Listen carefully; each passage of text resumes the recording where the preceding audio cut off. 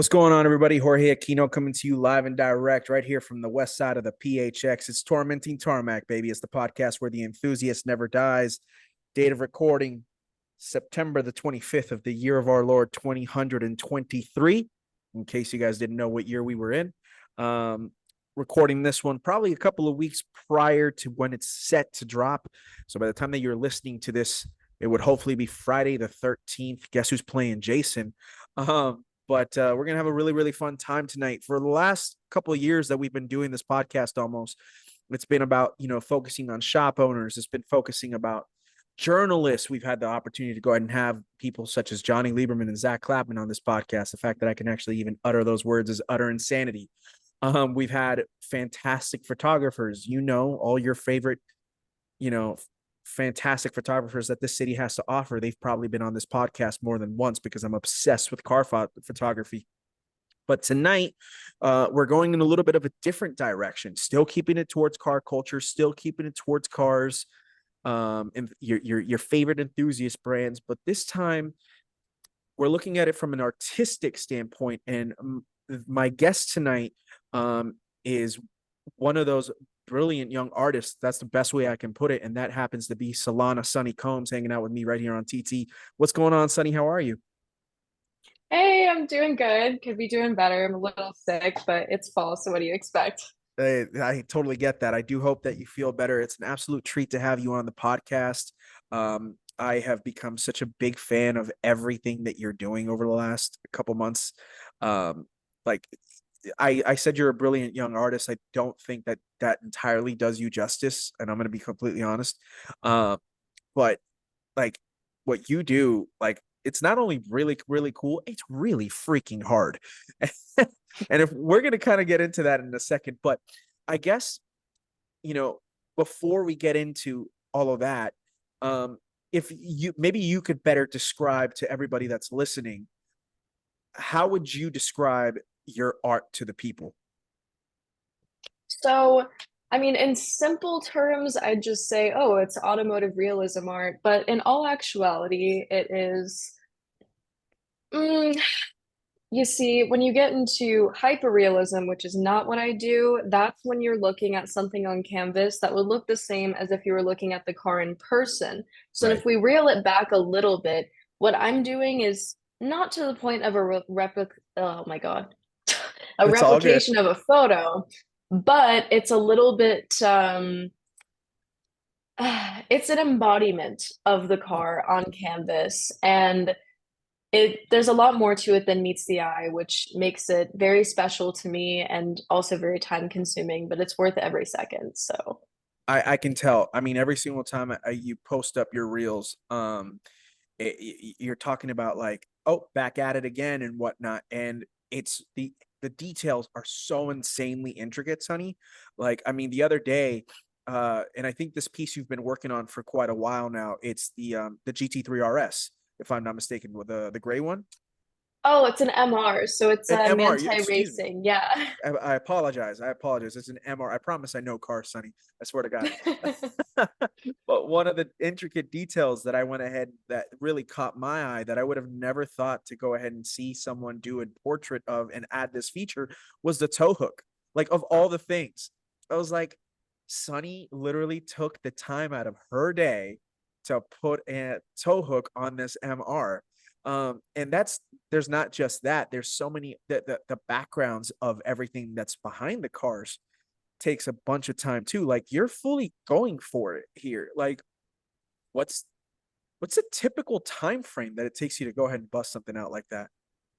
At least 120 hours. 120 hours? That's Yeah. oh my gosh. So if I were to go ahead and do my math really quickly, in all reality, without stopping, we'd be looking at least about 6 days at least in total. Yeah. Does that Yeah. sound right? That's Mhm. crazy. Why do you choose to do that to yourself? Um, Honestly, since my other job is in software development, it's kind of a different form of creativity that lets my brain settle. If you're looking at letters and numbers and blah all day, it's kind of nice to look at something cohesive. Yeah. not something you have to fix. And more so building something that already has the pieces because I'm staring at a reference photo the whole time. Plus, I kind of zone out. Like it's not something where I'm consciously thinking and going, oh my God, like I've been doing this forever. Sometimes I do. If it's something I don't want to be working on, it totally is. Yeah. But I just kind of will have like music or true crime on, and I just completely space out. And then I get back to reality 4 hours later and look at it, and I'm like, oh, wow, I've gotten far. Nice. I love, by the way, you mentioned something and I have to go ahead and bring this up right now because everybody, there's a ton of people that I work with, and a lot of them are into like true crime, murder mystery shows and stuff like that. Sonny, I have to ask, what is it with you guys and having true crime slash mystery shows playing in the background as you go ahead and do something as intricate as what you do? I do not comprehend it. I find it hilarious. I honestly don't know. It'll sound messed up, but some of the things that I end up hearing about in these shows, because the one, my friend Ray actually introduced me to it. He goes through the psychology of these people who commit these crimes as well. And it's Yeah. not just what happened, it's what happened in their brain as it was happening and through the interrogations and everything. And I find it relatable to some things that have happened to me in the past. So it's Okay. almost like I'm internally healing while I'm working, Oh. which maybe some other people relate to that and maybe some others don't, but it's actually a weirdly familiar thing to experience, but in a brighter manner, if that makes sense. No, that totally makes sense. Oh my gosh, I did not realize that we were going to go ahead and get into like full on psychological things there. That actually, wow, that works out really nicely. That's really good. I know that there's a particular, I mean, Netflix is the kings of having documentaries and of this nature. I mean, I think the Murdoch family ones that literally just came out like about a month ago, where I guess the guy first killed his wife and then killed his son or whatever, and then he had previously killed like two other people, and I think out somewhere in the deep south. Like I I've had a couple of my coworkers say you need to watch this because it's like truly fascinating, and I'm like thinking to myself, what exactly could I be doing while that's playing in the background where I can go ahead and use that as white noise, but then still be like fascinated with that stuff. Like I could be watching anything else, but yet somehow, some way, I'm like, kind of want to watch it. It even though it's probably going to scare the shit out of me. you know? You should try it. I mean, Yeah, it seems like it's going to be scary, but it's not because it right. also helps you learn about people in Sure. a really weird way, but you learn about people. Absolutely. It's a great sociological experiment in a way. This podcast can be a very good sociological experiment at times. This is going to be episode number 62, and it's great because I've had all these different people be on my podcast, and everybody's been different. Everybody likes cars. Everybody likes cars, but they all have their different reasonings as to what it is that they like about cars and whatnot. And so I guess that's where I want to go ahead and take this conversation next, because I do plan on getting back into your artistry because there's so much more to go ahead and talk about than just a tow hook on an MR. But obviously, you're into automotive hyperrealism artistry. But what was it that got Sunny into cars to begin with? Because, like, first of all, your Instagram handle says it all. Sunny drives. Well, yeah, Sunny told me what she drives, and if you know Sunny, then you know what she drives. But we'll mention it in a second. Sunny's not driving around in a Kia Sorento. I'll tell you that right now. She's not Jorge Aquino. Um, what exactly got you into cars when you were a young little Solana? Um, Honestly, I want to always blame it on Transformers because my family was not into cars. You're They the didn't third really, person to ever be on this podcast and mention Transformers as a way of getting it. Transformers for those Gen Zers is what Fast and the Furious was for Gen X and millennials like myself. And that's perfectly fine. I'm sorry to cut you off. Go ahead. I love Transformers, by the way. Carry on. I was just, so I really liked Mustangs when I was a kid. I Okay. ended up having one and, well, don't anymore. It wasn't actually that great, but it was a cool thought when I was a kid. And so everyone loved Bumblebee, everyone loved Optimus Prime, but in the first like Transformers movie, and I also watched like the old animated series first when I was a little kid, because like this started when I was a little thing. Right. Um, but when they finally did the live action one, I liked the Mustang Decepticon, like the police car The one. Saleen Mustang, yes. Rad. Yes, it Yeah, was that's so slept on. for sure. For sure. That's a cool listen.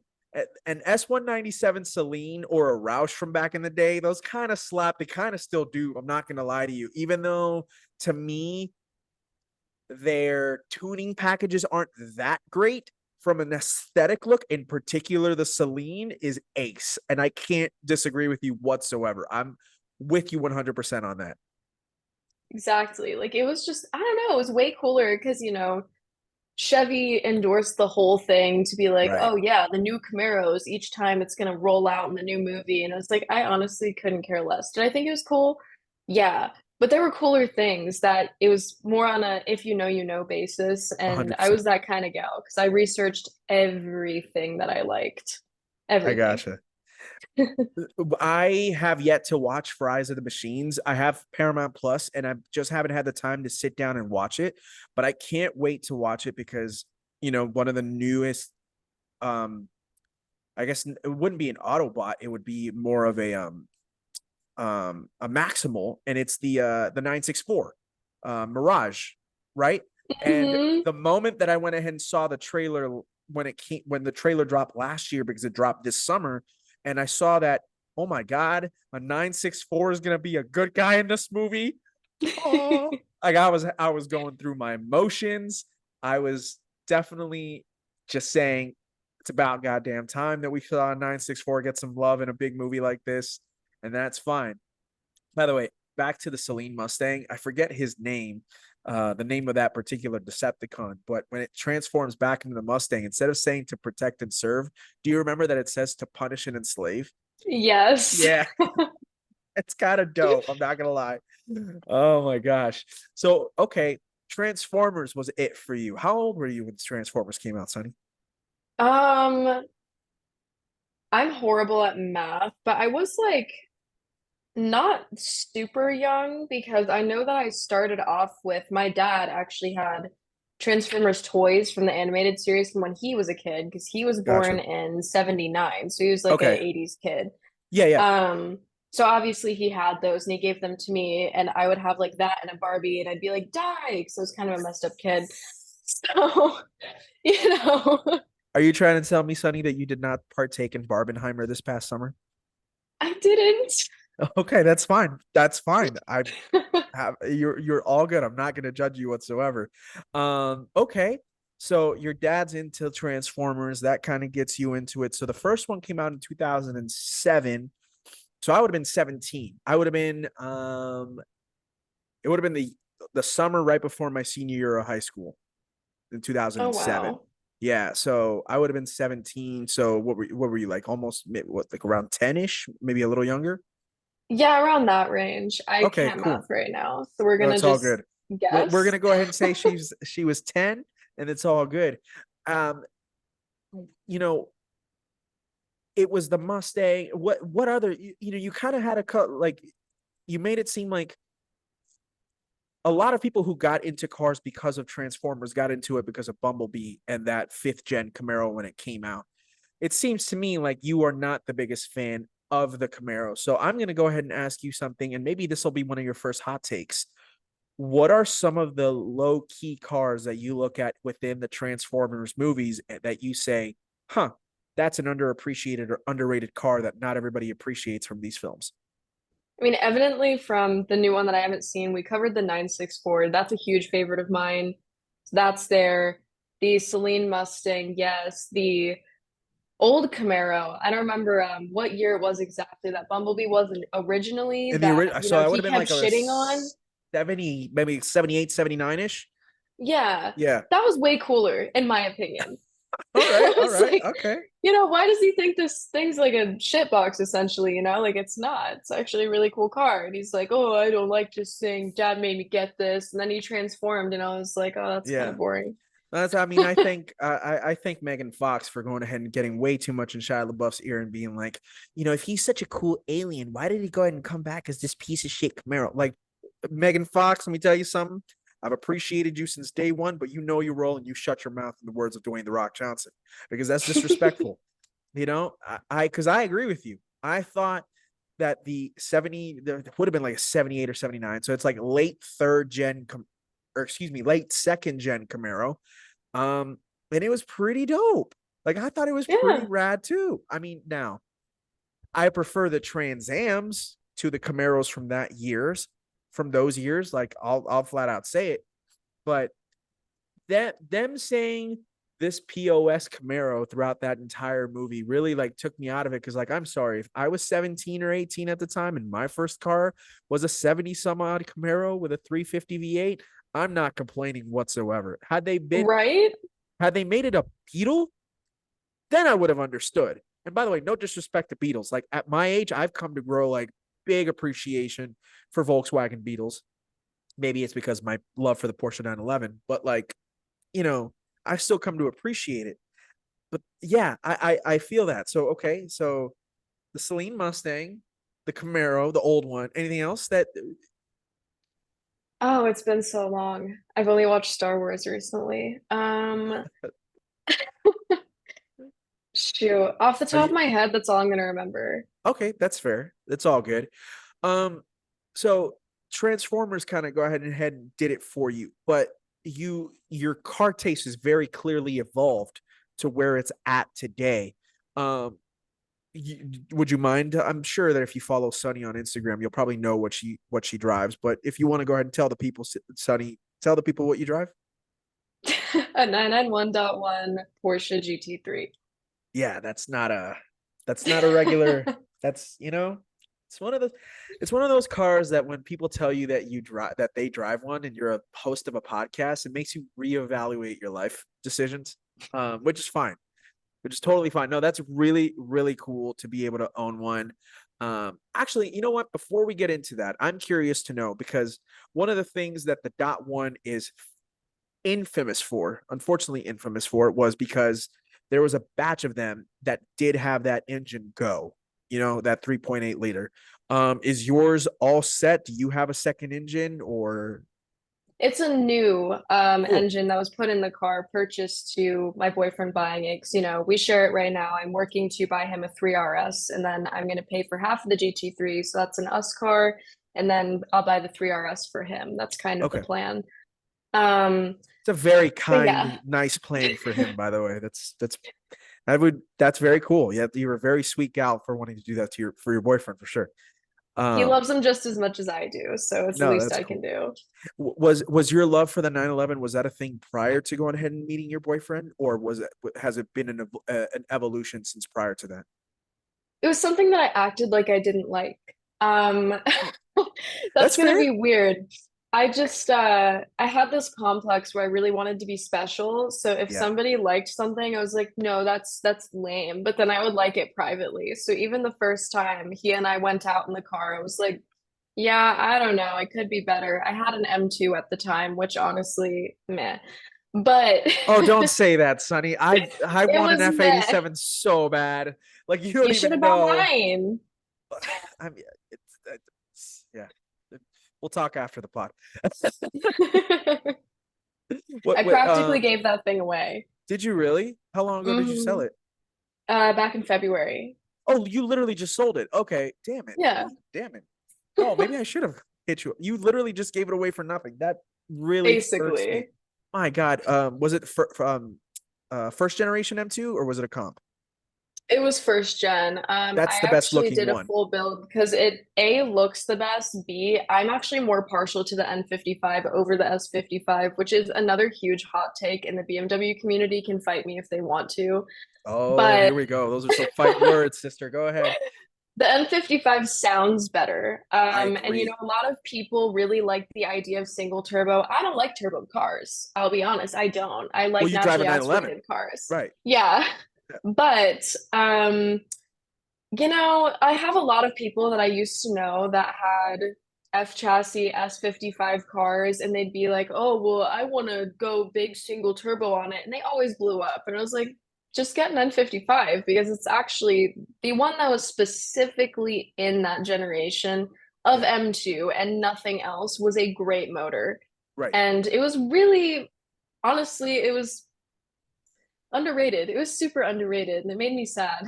No, I agree with you 1000%. I've always gone ahead on record. See, I love an M2. Like I'm a really big fan of the BMW M2. I've been a fan of it since the first generation. I like the comp. I'm like, if you gave me 100 grand today and you asked me what car are you going to drop 100 G's on, I will find the smallest amount mileage M2 CS I can buy with a 6 speed or with a dual clutch. I don't care, honestly, and I will buy that car and keep it for as long as humanly possible. I love the M2 CS. There's somebody out in Scottsdale who's got a white one with the gold wheels, and you can see the carbon ceramics through that. And like those carbon ceramic brakes are so big, like they're bigger than my face. You know what I mean? And it's like so aggressive, and it's the best looking BMW I've probably seen in the last like 20 years. But from a motor standpoint, from a sound standpoint, I agree with you, Sonny. I think first gen M2, I would take it over an M2 comp. And I've heard the argument from BMW owners. By the way, you and I have a very good friend mutual who owns a BMW M3. And I'm sure if she's listening to this podcast, she's going to go ahead and know who we're talking about. That I've told her straight up, I'm like, first gen M2 over M2 comp. And she's looked at me and told me, no, I completely disagree. Comp because it actually has a quote unquote real M motor. I get that that's the argument for people. Sonny, speak on our behalf and tell them why they're wrong. I mean, it's just better. If you want me to be frank, it's just better. I Yeah. mean, if you think about it, you can get a lot of power from the stock motor because people do not really seem to know that N55 has, let's say, quote unquote, forged internals from factory, but it does. And you Right. can put all of that power through the car. You can actually run really high boost reliably. And Right. speaking in BMW terms, most people don't even know that word. Sure. But So say it but louder for the people in the back.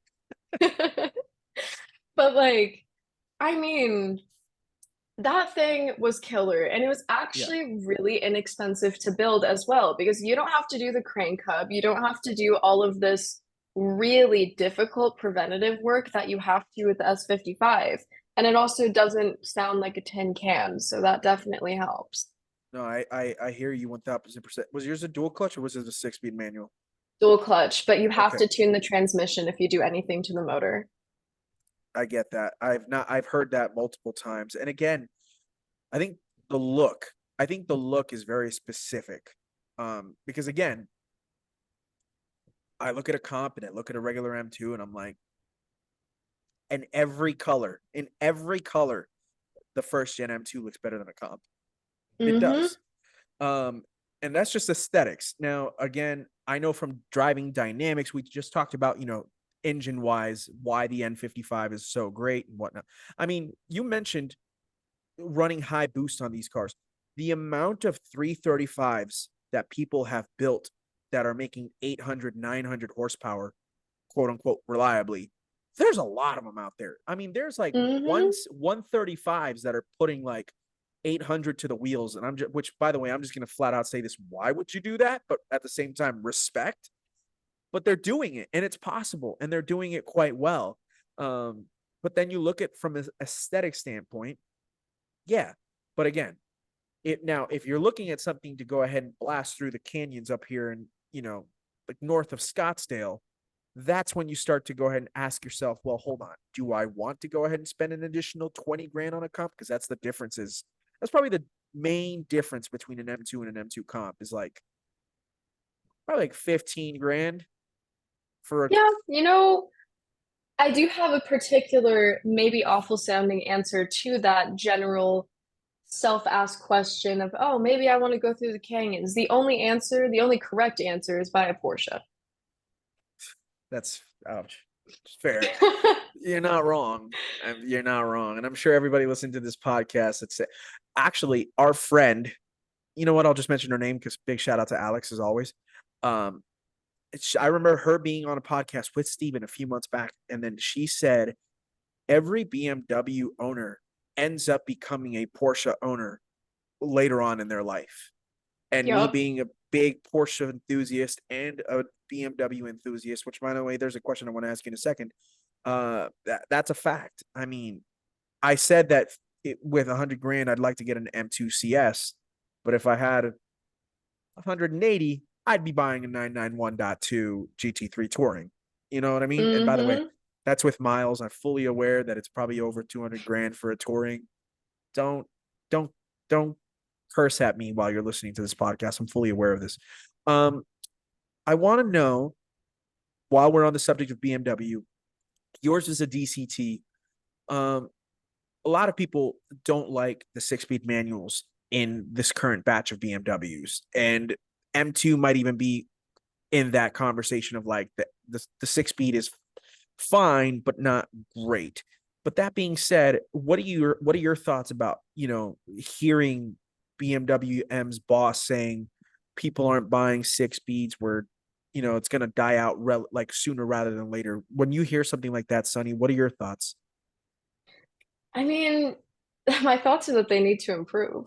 Um, instead of just giving up, then okay, improve.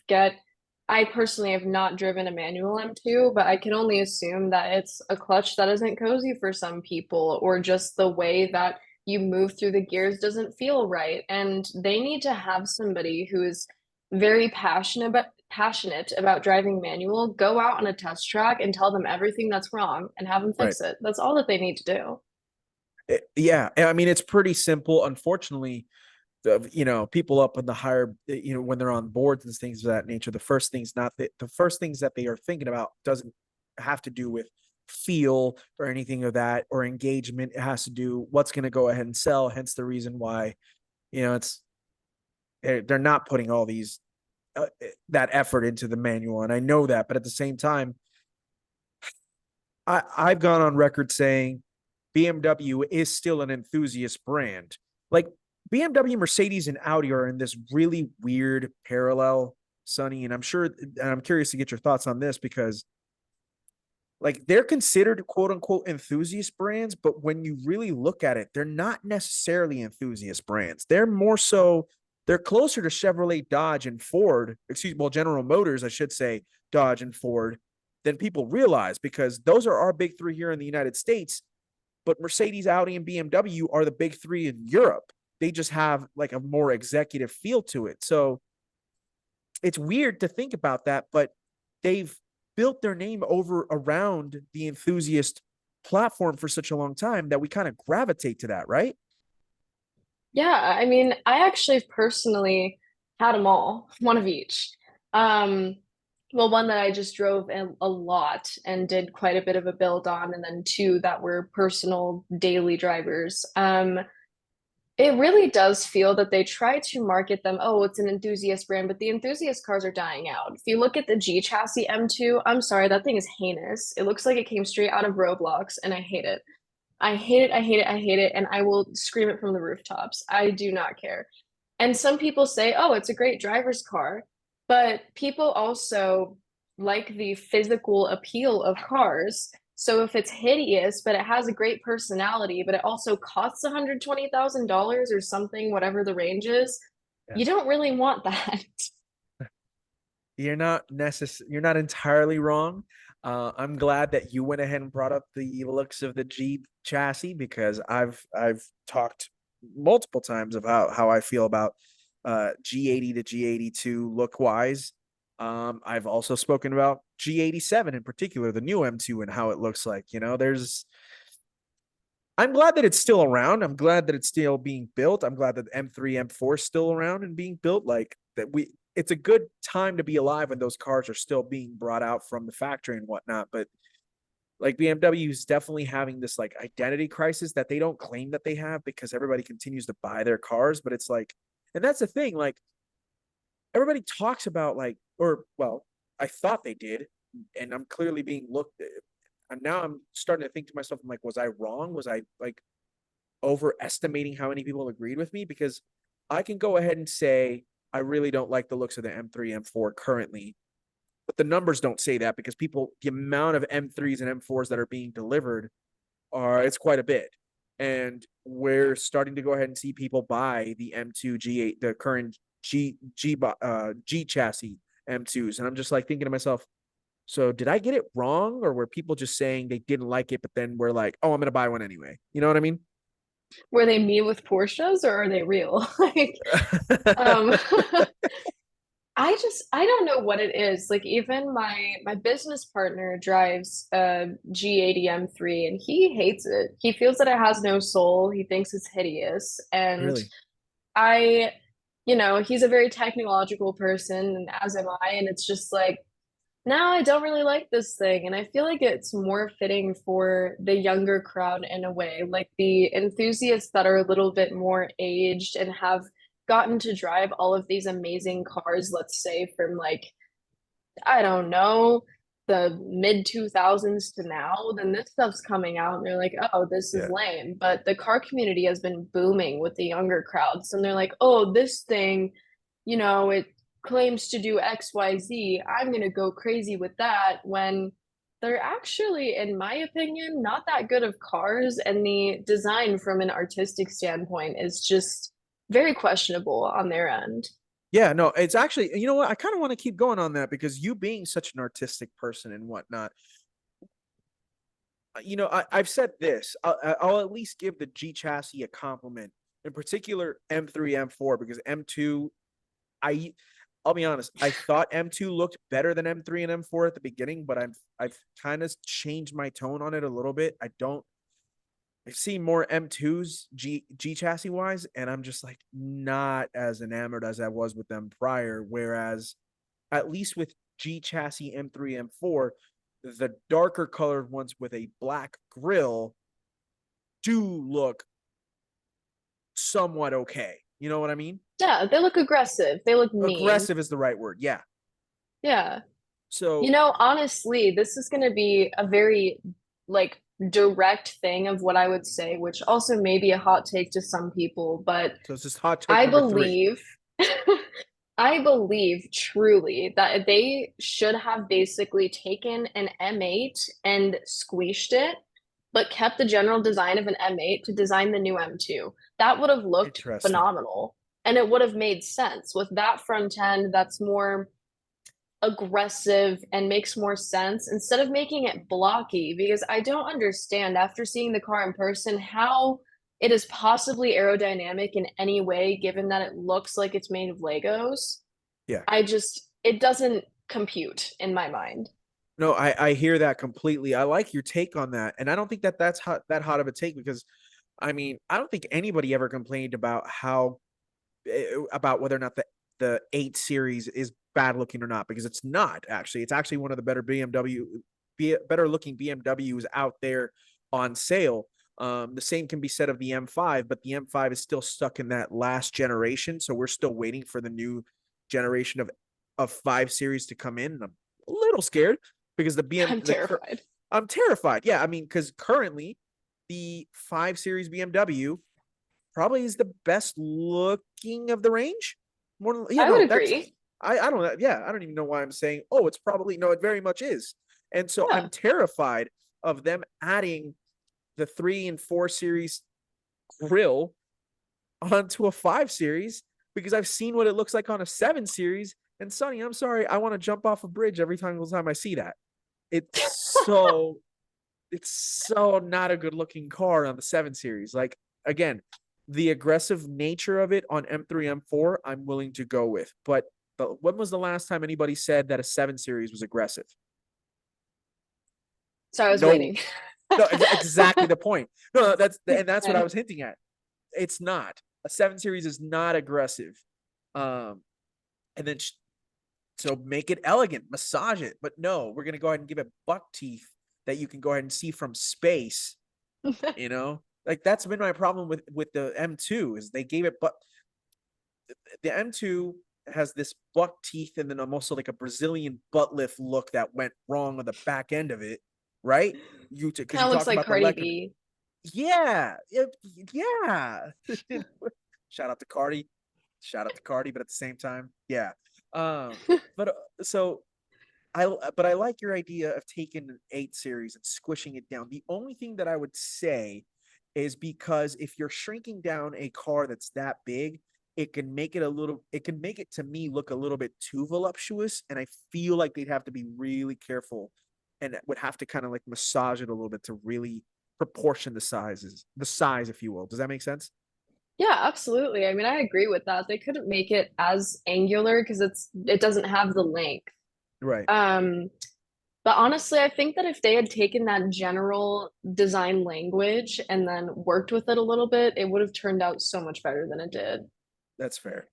Now, you said that you've also had Mercedes and Audi in the garage at some point and whatnot. What was those cars that you had?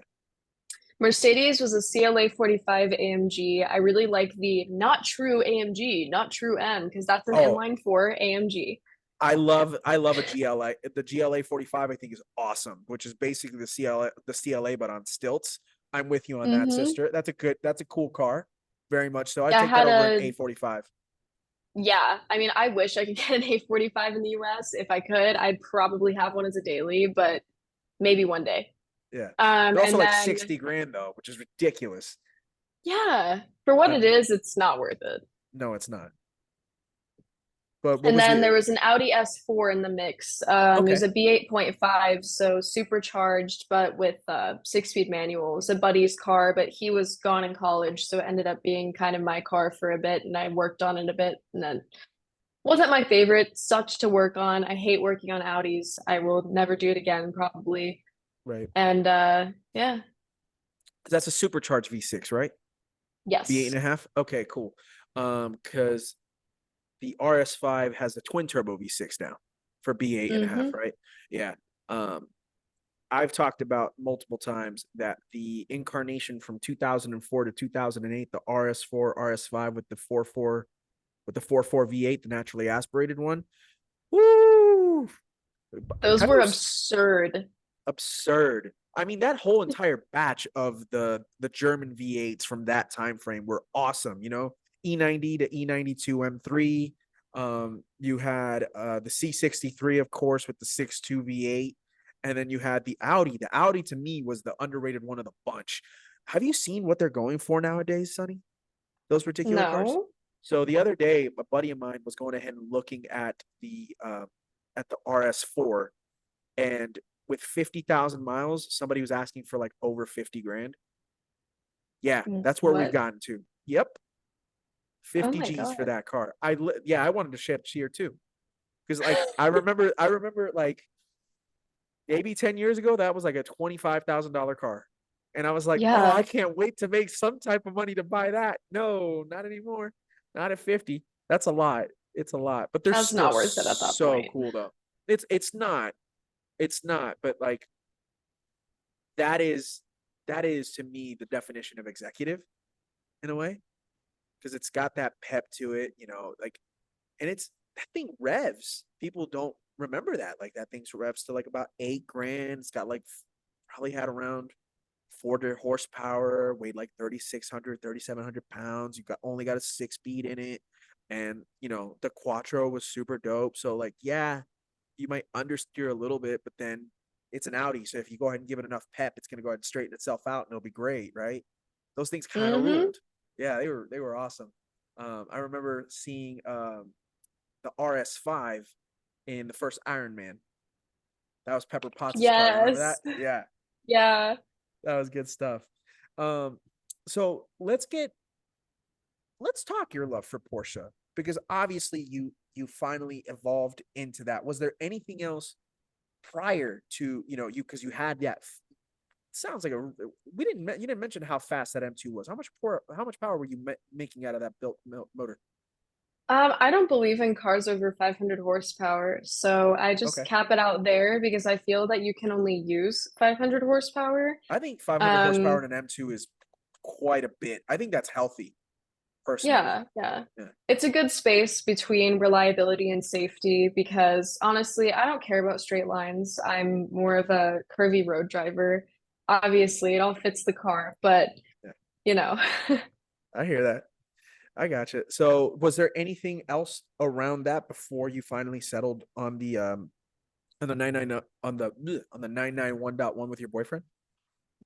I had a weird Well, I still have a special place in my heart for them. I won't lie. I loved McLarens. I really wanted a 570S, and then I realized that they are not great. They're pretty, but that's about it. They're pretty, but a little bit numb in the head.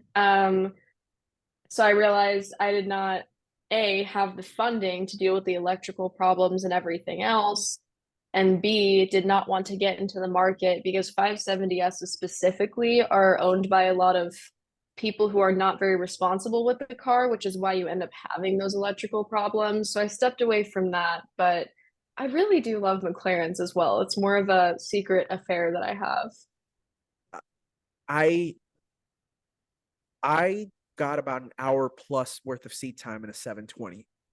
And I had the privilege of being able to actually do a podcast from the inside of a 720 where we were mobbing. I shouldn't say that. I shouldn't say we were driving spiritedly. The word is spiritedly. To cut that bit out. So we were driving spiritedly, and then at the end of it, I drove, and I drove from Bartlett Lake back into Scottsdale. So, Oh, I love that drive. sister, let me tell you something. It was one of the best drives of my life. That is a fact, Hmm. and it's not just the. It's not. It wasn't just the car. That road rules. That is Like my that, favorite road to drive on around isn't here. it? It's like 45. It's a 45-minute stretch. Like if you go to Bartlett Lake or leave Bartlett Lake when there's no one else on that road, it is it was a phenomenal experience. A phenomenal experience. And the speeds that you can get up on that road is an utter insanity. But that's not what we're getting at. But seriously, just try it for yourself and then come back, come talk to me and Sunny later.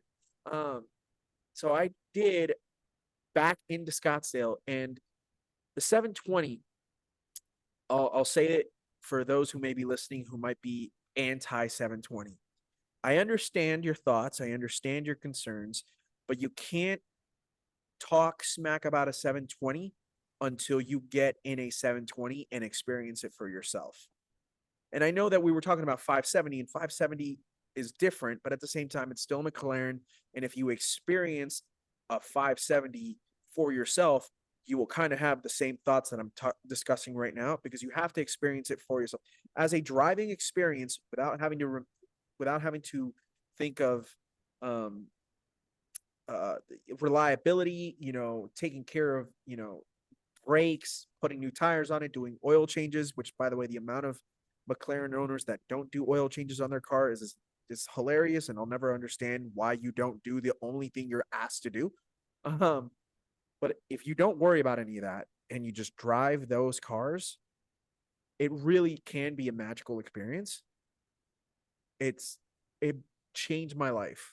It really, really did. I'm not saying I would buy a 720, but I would if somebody were to come up to me and say, Jorge, do you want to drive another 720? I'd be like, if I say no to you, kill me. I mean, they're Like, amazing, amazing cars. I That was actually the first exotic car that I got to really experience when I me moved to too. Scottsdale. Me Um, too. it was a special moment for me. It was like I don't know, it was just What something that I color was really loved. It was neon green. neon green? Okay, cool. Mine was the one of the not MSO blues, but like the one that's close to Miami blue. Oh, okay. I know Yeah, yeah. exactly what color you're talking about. It's such a great, and it was a spider too. And that's the thing. Oh my God. Like if you can drive a 720 spider, not the 720, like Yup. 720 coupe is like dope, but because it's literally the same architecture and they built it as a spider from the ground up, when you have the top down in the 720, it is so majestic. And then Yeah, you hear my no wind. Nothing is moving except for the nothing, car. It's so unique. so good. And then when you have the top up and being able to go ahead and put the window down behind you so you can hear the 4 liter go off, I've like I get that people might say the sound of a 720 or a McLaren in general might not be the same as a Ferrari's V8, and damn sure not the same as a Lambo's V10 or V12. But when you are hauling in a 720 and you hear the overruns and the pop offs on the exhaust, it will make you like yell out for joy. Like it is definitely like that happened to me. I was driving it and I'll just hear like pop, pop, pop. And I was like, oh my God, I swear to God. It's a heavenly experience, honestly. I have It's videos cool. of me doing that exact same thing in that exact same scenario. Oh my God, I'm gonna send you mine. I'm gonna send you mine so I'll you can send you one. it's so good. All right, so McLaren's really did kind of do it for you, a little love affair that you have with them. Which McLaren is it the one that you say, ah man, this is the McLaren? Because 570 people like them, 600 LTs people really like them. You have 650S, you've got 720, and then you've got the LTs. The And then you have 765 is it. yeah, is that the car? Yeah. I get it. It doesn't get better than that from McLaren. I mean, unless you get like an F1 or something wild that's like unobtainable, but Yeah. the 765 is wow. That's a car. Let me tell you, I've never experienced one, but like knowing the fact that I've driven a 720 and to know that's the one thing that threw me off, Sonny. To know that they take a 720 and then they tweak it, and then you think to yourself, so wait for 1 second. The 765 is faster than this? Because like that's where I'm like just like that's mind blowing to me because the 720 is so freaking fast, like unnecessarily fast. Like, I actually had an interesting driving experience recently. So one of my art clients, he recently got rid of it. He had an Artura, and oh, he let okay. me take it out. And oh my God, he was like, "Oh, just step on it." And I kept it in comfort mode. I was terrified. Like it's somebody else's car. I'm like driving like granny all the way up, both hands Go on the show. wheel. And he's like, "Oh, just step on it." And I cannot disclose what speed I was going, but You'll wow. disclose it after the pod is over. Yeah, I could not believe like my stomach dropped. It felt like I was in a roller coaster and I was Yeah. like, "Ow," because I'd never driven a hybrid supercar before, ever, actually, until that moment. And that was something that I can hardly describe, honestly. Yeah, I know how you feel because in that 720, and I'm not going to disclose the numbers for various reasons, but I will say that it was the fastest I've ever gone as a passenger, and it was the fastest I've ever gone as a driver. I both of those numbers were quite high, and I was like, No wow, doubt. okay then, never doing that again. Except I probably will. But okay, so McLaren's. Um, if you had to go ahead and do an autom- automotive realism portrait of that you haven't done yet, because you've currently done the MR, you're almost done with the MR. That's going to a client very, very soon, actually, right? Hmm. You just delivered the that super cool Le Mans Ferrari, right? Yep, the Oh my God. 499p. That is so gangster. If you haven't seen it, go to Sunny Drives because it is just exquisite looking. You did such a magnificent job on that. What is the car that you feel would best be represented as a portrait that you feel like this is going to be your PA de resistance? I'm working on it right now. Can you disclose? Yes. So it is a car that has deep significance to me for so many reasons, Oh, and I know which something car you're that talking is, about. Yep. yeah, Yeah. I know which one you're talking about. it is the 718 GT4 RS, which is Uh-huh. something that I hear mixed reviews about, but it's something that I love, which actually, to reel it back to about almost 2 years ago, I was in the car with my boyfriend having a conversation, and I was like, you know what? What if they put the 4.0 from the 3RS in a Cayman? Because then mid-engine, that would get rid of like any natural understeer, and it would just be so balanced. And that Right. car's so light, and with the right arrow, it would work because like there were And the small right enthusiasts who were gears. doing it. Yeah, Yeah. yeah. With everything just being correct, I was like, oh, that would be so cool. And he was like, that would be the perfect car. And then they released it. Right. And I cried. I was like just losing it. And now that I get to see them getting delivered around town, I've made it a mission to find every single GT4 RS in Scottsdale. I've been trying to like gravitate those clients because I love painting them. I have a smile on my face the whole time I'm working on the piece. Not that I don't with others, but this one is just so special to me. And, if people do go to my page, you can see a little bit of me working on it, but I've been more secretive with it because it's the first of many. I have another one to do right after it. Okay. Um, and oh, wow. If you haven't heard one in person, especially one with the Fab Speed exhaust setup, shout out to Fab Speed. Wow. Is it gnarly? It's a more throaty note than the Okay. 3RS. And the nice thing is with the Fab Speed setup specifically, it actually gives it a little bit more of that whine that you get from the 911 platform. And it is just it is something. I recognize it from a mile away. I'll be sitting in my apartment, and the one that I know so very well that just makes me feel special. I have literally cried when it's driven by before, and I totally have videos, which is really embarrassing. I don't just film myself crying, but I'll hear it from way down, like probably off of Frank Lloyd Wright, and then it starts to go by like Scottsdale Road, and I know it's there, even when it's like 2 miles away. That's really cool. Let me ask you this because you brought that up, and I've shared my thoughts on this, but I'm curious to know. So, are you familiar with Matt Farah from the Smoking Tire? Why do I want to say yes, but I also want to say no because that sounds aggressively familiar. It's a car YouTube channel. Matt Farah is a journalist. He's based out of SoCal. He owns several pretty dope cars. One of them being an 87 or 88 Countach. And Wow. yeah, so he's got a couple pieces that he's worked hard to go ahead and get in his life and whatnot. One of the newest cars to his collection, he bought himself for his what I believe what would have been for his 40th birthday, and he waited for it to be delivered. Was he got a Boxer Spider, 718 Boxer Hmm. Spider? Yeah, and what he did though was he sent it to this dude that is in New York, and his name is Rick Deman, and he will take out the four I liter, know this. yeah, and then make it into a 4.5 liter flat six. And it is Yup. and then they do the gears. They do the gearing too. So they'll go ahead and they'll do 2, 3, and 4 and 5, and then leave first and second, or excuse me, first and sixth exactly the same.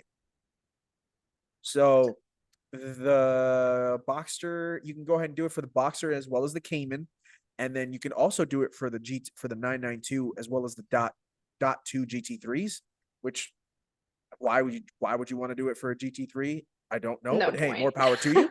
I mean, it's not cheap. I'll tell you that right now. It's like probably like 50 grand, but it's perfect for the Cayman and for the Boxster. And so he did that. And so it makes 560 That's horsepower perfect. in a Boxer Spider with the gearing. And then you talked about how throaty the Fab Speed sounds. This sounds real guttural, like real guttural. I've heard it on video, and it's got this just guttural raspiness to it, but it gives you all this extra torque that you didn't know you wanted in a Cayman or in a Boxster, and that flies. I was cursed there. I tried not to. I'm trying to make this from TVMA to at least TV 14. I'll even try and do TVPG, getting my television one ratings in there and whatnot. But anyways, um 560 horsepower on a Boxer Spider is absolutely maniacal. But Especially with the weight of that car. And actually, the video you're talking about, well, the videos of that setup and how it sounds, I have listened to them an embarrassing number of times. I'll be honest, I've probably fallen asleep to them before, like just playing an autoplay on YouTube. isn't it such a good sound though? So good. It sounds better than way better than stock. Yeah. 1000% better than stock. And honestly, it sounds so different to the GT4 RS and Boxer RS. Like Yeah, like I it's would say very unique. very much so. Well, because like to me, GT4 RS and Boxer RS have a higher pitch sound than the demand motors do. Like it's, as you said, throaty is the word, guttural. Um, just almost sounding like, I mean, I don't want to be disrespectful, but almost closing in, sounding like a V8 than it would ever a flat six. You know what I mean? Yeah, yeah. Yeah, it's hot. It's hot, and I want it. And his is frozen berry metallic, and I'm just like, dude, that is so Oh, gangster. It is so gangster. I mean, I'm seeing the pink F40 right behind you, and I can't stress, Sonny. I've done a full 180 on pink cars, but it's got to be a specific pink.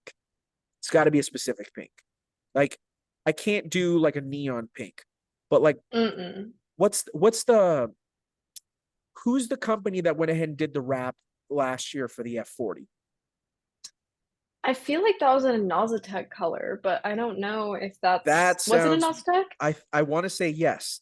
Like so that F40 is about as close to perfect as I could ever want on F40. Which is Mm-hmm. weird, which is weird because there's a blue F40 that exists on this planet that's absolutely like that is the one to have. But if I could get a wrap, I would really consider getting that pink F40. It'd be seriously, it's a stunner. It's so cool. It's such an interesting color. Just speaking of the pink F40, that is my last original painting for the year. That's for sale. That's not to be commissioned. So hopefully somebody steals that one. Plug yourself away, my sister. Plug yourself away. Um, so how does one go ahead and commission something like that to you, Sonny? Like, what's the process?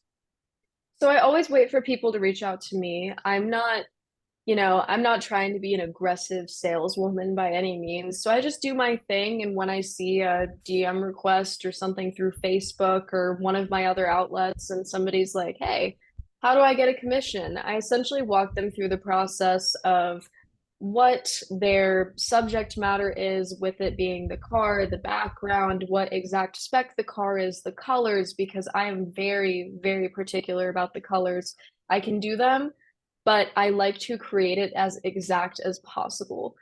Um, so I walk them through that, and then I have a cute little chart that I update every month, which with my sizing and the price for that. And then they give me a 50% deposit. I start the piece, and when it's done, they pay out the rest of it, and it makes its way to their home. Nice. By the way, you don't only just work on the automotive realism portraits. I know that if you watch the stories, and I love that you're doing this because it touches close to home because my wife is starting to do this, and it's the hot pressing of the shirts. And I know that you've been Mm-hmm. doing a lot of the need money for Porsche shirts as of late. I've seen Yeah, that. I've actually, it's funny because way back when, during COVID in 2020, so I worked in bars and I wanted to get out of that, but it was just, you know, it's graduating high school and just dealing with stuff. So I was like, I need to do something to do better. I didn't like where I lived. I wanted to move out here. So I was just like, I'm gonna figure it out. Where And where are you originally from, if you don't mind me asking? If you don't mind, just from Texas, then I was in Colorado in a little uh ooh, how do I describe this with nice words? Truck stop town. all right, fair. And I did not like it. I I did not feel like that. it, the people, the weather, anything. So I just Yeah. skedaddled as quickly as possible. But um, I had actually started like a decal and shirt company out of nowhere, and that was my thing for probably about a year until it got a little labor intensive for me. I have a bad shoulder from a car accident, so leaning over and trying to weed stickers and shirts and everything all day was just a bit much for me. So I left the decal game, and then I still make certain shirts from home. Otherwise, all of my shirts, you've probably seen Alex wear them actually, are embroidered. And Yep. then And yeah. Throttled Out. Shout out to Throttled Out too. Yes. Yeah. Shout out to my homie. Actually, Yeah. um, the shirts and stuff with her car on them, her GT3, Yeah. literally have sold more than anything else on my website. Yes. Let's go, Annie. Shout out to Annie and Dakota. They're gonna be back on the pod, hopefully. Not to plug my own stuff on my own pod, but at the same time, they are very good friends and to this podcast, and I appreciate them both so much. So I will say that Well, now that I'm saying it out loud, that means Annie and Dakota definitely need to make sure that we schedule this correctly. But yes, that is so cool. When I saw that she was doing the embroidered, whether it was the shirts, you guys do sweatpants too, I've seen, Hmm. and whatnot. Like it's really cool. It's really creative. Um, and I saw that she was doing that, and I was like, that is so cool. Um, and again, it's so funny. We with social media, you can become attached to someone else's car, because A, you think that person is a really cool person, which 9 times out of 10 they are, 9.5 times out of 10 they are, to be honest. Um, and so you're going through a journey with that person as that person is going through their own journey. It's really fascinating, you know? It's like, I mean, Hmm. with seeing what you're doing, I feel like us and your followers are going through this journey with you, with your painting and whatnot. Like, do you kind of feel that way? No, absolutely. And that's even why, like, in my captions, I'm always like, oh, thank you for like being here with me. Because it feels like everyone is along with me. And I update everyone so frequently that it's like they see almost every step of the process. They just get to miss the tedious part. Of course. And that's what makes it so cool for me. Like, I used to have a big following because of my M2, because I did all of the work on it myself. And I did not really enjoy the following that came from that. It was just something that wasn't fitting for me. It felt more as if people were following me because it was like, if there were a guy working on cars, nobody would have cared. I was a woman and they're like, oh, wow, she can replace a side skirt. And I'm like, it's really not that hard. I want to do something impressive. I want to show you that I'm actually capable of something impressive. And I was very secretive about my artwork on social media for a long time, actually. Nobody knew that I've been doing this since I was like a toddler. Well, okay, so this goes back quite a bit. So what was Yeah. like what was young Sunny drawing back when she was like in fourth grade?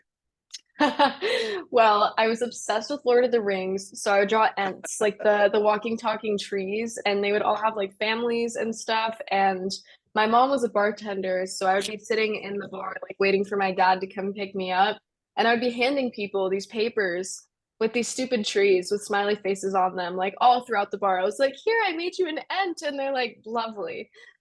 So It's that was good. I me. like that's awesome. Um, so I'm glad that you acknowledge the fact that there's something that I really appreciative of the fact that you acknowledged it, and I appreciate that you've been no holds barred with me tonight because I've had a couple of females from our car community and from other places within the car community in the nation, and there's a lot of I'm just gonna say there's some thirsty ass motherfuckers out there. There it is. Hmm. And I find it, and that's the only time I'm gonna drop the F bomb for the rest of the night. Uh, and I find it really interesting that we've been seeing this for a really long time. And yeah, I could understand like 10 years ago, like, being like, oh man, this chick doing that stuff, like that's awesome. That's incredible. But I also feel like we've kind of gotten to a point where like it's it's it's normal. Can we please Yeah. normalize that? Like I would really like that. Not just for myself, but like out of respect for the female portion of the community, to be quite honest with you, because you know, it's as if like they're trying to go ahead and say, "Oh, she's pretty and she can do this. She's the best of both worlds." But like, that's no, like she can just do it regardless of how she looks. You know what I mean? Like Yeah. that's where I start to get a little bit like flustered, if you will. I don't know if you want to go ahead and share any thoughts on that. And I'm sorry if I'm putting you on the spot, but like that is something that has bothered me more and more. Maybe it's because I'm getting older, and maybe because I'm married, and maybe because I'm also like older than some of the generation that's currently out there now. And I'm kind of seeing that towards you guys a little bit, and it kind of pisses me off for you. Does that make sense? Yeah, absolutely. And don't worry about putting me on the spot. I'm an open book and I'm a very blunt person in general, so I will speak about anything.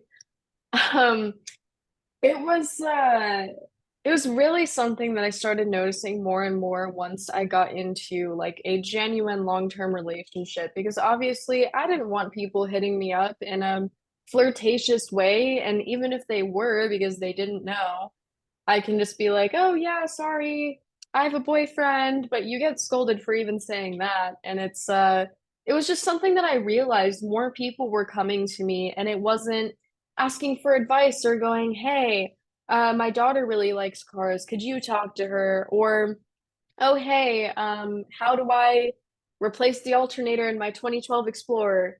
Really specific. I've done that before. And then just other weird things like that. It's not that. It's, oh wow, look at you and you work on cars. And I was like, what? Why? Why is that even something that we're touching on here? Like, why are you mentioning that to me? Because now I just feel gross. Mhm. And I feel like it makes all of us women feel gross when they come to us like that. And it also makes you feel as if you're not capable. And like the platform that you have built, like social media is networking and the platform is important. So it feels like what you've built is actually just because of what you look like and not because of who you are, just because you enjoy things that some other people don't enjoy. And it really grinds my gears. I'll No, say that. as a dude who's seeing it more and more often, it grinds my gears a little bit too. And not in the sense of like, I want to be very clear when I say this. And I'm pretty sure that a lot of the females that are out there in the community that have gotten a chance to know me know that I have the utmost respect for them, and I rep them as about as loudly as I could possibly ever want to rep them. You know what I mean? Um, but and there's this very interesting thing of like, because of how thirsty people can be, they blow people up more so than others. Mm-hmm. And they base it only on the fact that, oh, that person is just a good looking person, as opposed to saying that person just brings greatness to the table regardless of what they are. And I wish that we could that more people out there could be more mature to just go ahead and view it that way and say, hey, this person is just a cool car enthusiast. Doesn't matter if she's a chick, you know? Like, Yeah. now that being said, I also have to go ahead and commend the fact that now, because of where we are these days, we have all these women breaking through these barriers.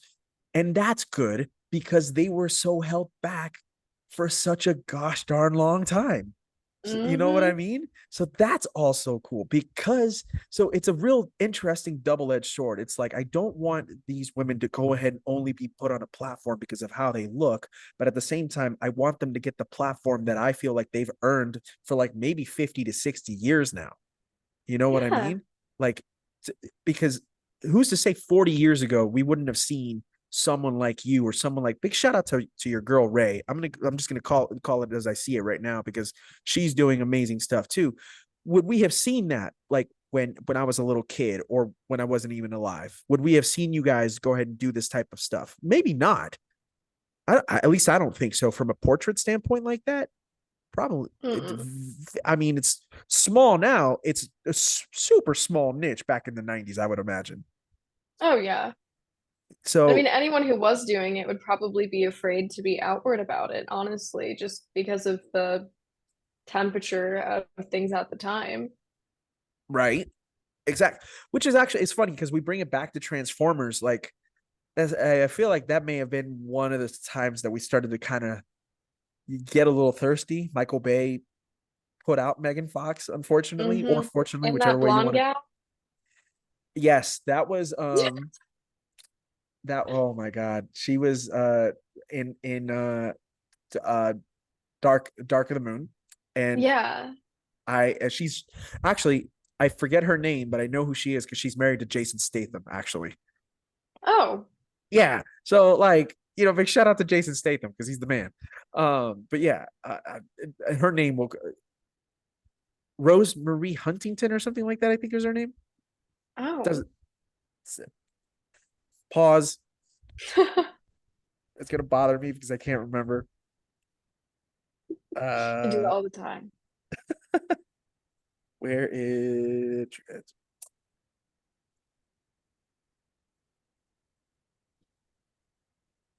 probably butchered her name, to be quite honest with you.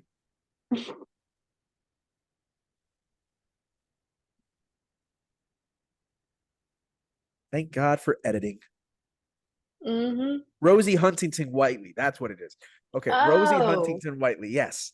So she's in the third Transformers movie. She gets brought in because they wrote off Megan Fox's character. But that was probably the first time that our generation started to go ahead and see kind of like that. And it's probably when they started to get a little bit thirsty, just calling it out. I mean, I understand. I mean, shout out again, Megan Fox, but it's annoying. I, I, yeah. I just feel like we've kind of reached a point where, like, okay, guys, who cares now? It's fine, you know. Like whoever directed the they did that spin-off Bumblebee movie where they brought him back to being a bug. There Yeah, was that gal and she was just, her dad had passed away. She was working on his old car and that, there was no physical appeal or anything. Like she was beautiful, but that wasn't the idea of the movie. Like she was just doing something that actually a lot of women now will get their love of cars out of some situation like that. And that was significantly more relatable than anything else I'd seen in movies up until that point. yeah. That was Haley Steinfeld. Yeah, Haley's, yeah. yeah.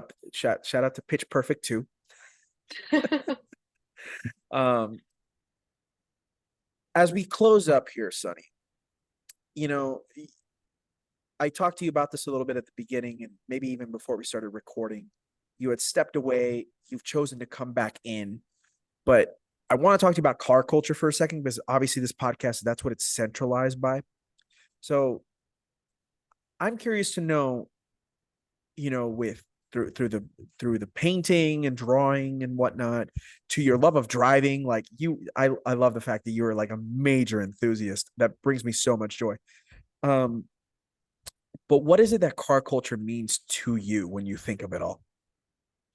Personally, I'm kind of a bit of a oddball and outcast. I always have been since I was a kid, and that was a community that I fit within that was extremely diverse. You have people that are in their niches, you have people that love everything, and there's judgment, there's negativity for sure, but it was just somewhere that I could belong when I never really belonged anywhere and had no friends. And it was really cool to get to be a part of something where I felt meaningful and felt that I could connect with people on something that I enjoyed talking about. Because I actually really struggle with talking to people a lot of the time. You've done a great job So tonight, by the way. I do my best. I was glad we did it over Zoom because I probably would have stuttered a lot more in person. But I typically struggle with that unless I'm talking about something I really love. So if I'm going on about cars or art or tech, like I can talk for hours. But somebody goes, "How's the weather today?" And I'm like, but it's truly a sense of belonging that I never thought that I would have. And it hurt to leave for a while, but coming back on the right foot was really healthy. I mean, I couldn't tell you how amazing it feels to actually physically go to an event and have people recognize me for my artwork. That feels really good. As it should. And I think you've earned that. I think you've earned the good reputation that you have coming alongside of you. Um, it's hard. But I can only imagine how rewarding it can be when you are being recognized for something that you really put a lot of passion in. I can only hope and pray that sometime at some point people like, oh yeah, Jorge with tormenting tarmac, yeah, he's the shit. Like if somebody were to tell me that, like I'd be like, I'm gonna go cry real quick and I'll be right back. You know what I mean? So like, but I love seeing that happen to good people, to people who I feel bring a good positive thing to the car community. So it is great to go ahead and see that your passion is doing what you want for it to do for you. I think that's really important, and I think it's really healthy from emotional and mental standpoint.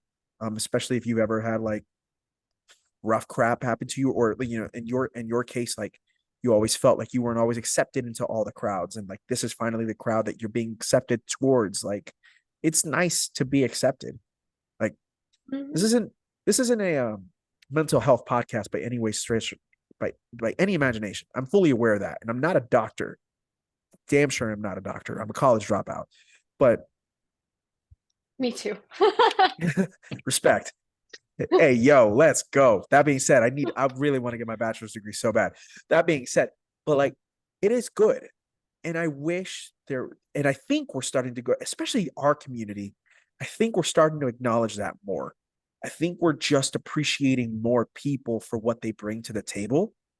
And that's been something that I've come to appreciate and like more and more every single time I surround myself with more people within this car community. That there are people out there who just appreciate you for what you bring to the table. You know, hmm It's not it's a proving ground anymore. It definitely was when I was younger. But it really depends on where you're at too. Like I think locally, people just love everything and maybe certain like sub niches of the community not as much, but that happens. Another thing I really noticed is after stepping away from the sort of niche that I was in and coming into the Porsche community is extremely loving. It does not matter if you have a CGT or a Boxster. The guy with the CGT will look at the guy with the Boxster and say, "Hey, that's a dope car."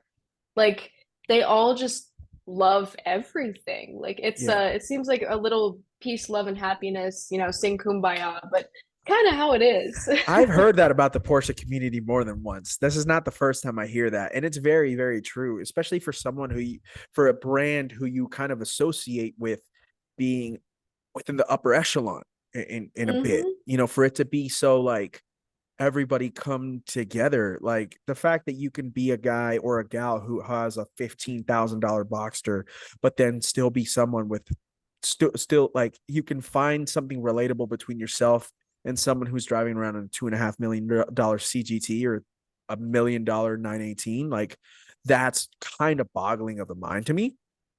But it is really cool to be able to go ahead and do it. You don't always see that with throughout other brands because the disparity, the gap isn't that huge. You know what I mean? Yeah. It's quite interesting. You had mentioned to me early. You mentioned on this very pod that you're one of the other things you're into is like software development. Did I hear that correctly? So Yes. I have to bring this up because for you to be so into like the digital age nuances of it all, does that translate into you're also really enjoy the modern cars out there, or does Sunny have a deep appreciation for the analog, for the old school, or is it a mix in between? Truly, it's a mix in between. I mean, my dream car when I was a little girl was a 67 GT 500. Let's And go. Let's go. I just loved the idea of that car. And then I finally got to sit in one Uh-huh. when I was about 16. Didn't get to drive it, but I don't know, there's something about the simplicity of a classic car or even the just the way the newer I like them both. I'd love to have a mix of them, as life goes. I don't want to stick with just new, don't want to stick with just old. It would be really, really cool to just have it all, I guess. Right. It's like why not both maracas? It's kind of Have a full-on buffet. I can genuinely appreciate that. You know, the 1967 Shelby GT500, in particular, the one from Gone in 60 Seconds, is Eleanor. Oh. Eleanor to me is like a top three movie car ever. Like, hmm and it's not three. Um, it's quite a special thing. Eh, and I know how that. Yeah, I know I've never gotten a chance to go ahead and sit in it, but I can only imagine sitting in a GT500 and having that 428 Cobra Jet like making some big rumbly noises. Like that is you can be the biggest hater of American muscle on the face of this earth, but I guarantee you, if you were to sit in either a 428 Cobra Jet Mustang, or if you were to sit in like a 69 Chevelle with a 454, or if you were to sit in this 70 Challenger or Charger with a 426 Hemi, you're going to like experience feelings that you've never experienced before in your life. You know what I Yeah. mean? Like it's just it makes it makes your inner kid come out of you because you're like, oh, big engine go vroom vroom. This is like, you know what I mean? That's Yeah. it's it's a really intoxicating type thing, and it brings me joy that even though you're deep within the digital stuff, your love for the analog and for the old school is still as prevalent as it could possibly be. That's really cool. So Well, thank you. is the 67 GT500, is that on the top of the list, like along next to a GT4 RS, or where so like hit me with a top five. These are top five driven by Sunny cars. Oh boy. Okay, so This I'm is gonna on. sound boring. There's definitely, I'm not gonna go in any order. I'm just gonna No, don't count go in five order. on my hand. How you want. So obviously we have that 67 GT500. That is a must. Okay. A narrow body 964 be a Ooh, girl, really I like cool where you're car to at. have. I like where you're at. Um, a .2 GT3 RS. I Okay. think the 992 is awesome, but I'd really like to get behind the wheel of one before I have my full opinions on it and add it into like that dream list. The GT4 RS, and what would my last guy be? Oh, now I know what it is. A Koenigsegg Jesko. Okay, that is a heavy hitter. Yeah. That is a that is a heavy hitter. I will say this. I really appreciate Yesko. I think Yesko is very cool. hmm It's a good looking car. It's a very good looking car. It's that thing looks like it looks like a 757, like has big wings and it's going to take off. It's quite ridiculously gnarly. Okay. Let me You said you had a couple more hot takes that I definitely would like to go ahead and hear. And I don't know exactly how to get to your hot takes because I'm not sure I've been able to go ahead Ooh. and press the button yet. So, like, what is exactly the hot take that you wanted to mention that you feel like might ruffle some feathers, Sunny Combs? Oh man. I can't get too bad with it. Just, just came out Oh with a good no. reputation. Listen, you break down the door. It is what it is. Tormenting Tarmac is all about talking shit, get hit. You know what I mean?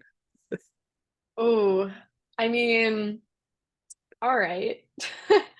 It is something about, I'm very, very supportive of the other females in the car community and everyone, all the other people in general. Okay. But there is something about the specific ones where it is okay if you do not know anything about cars and you like them. I love that because then you are learning.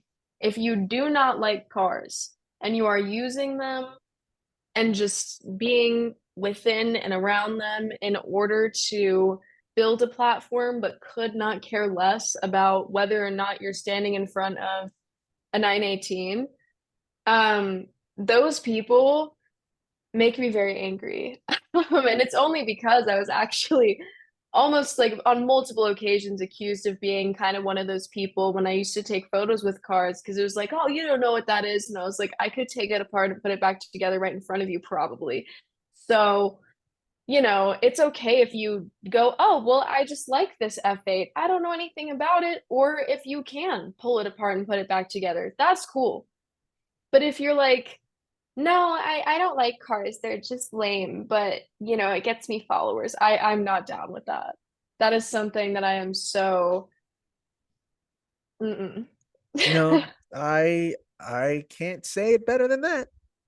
Yeah. I can't say it better than that. That's for sure. Okay. So that's hot take number 3 or 4. I think that's hot take number 4. Yeah, I think we're on 4.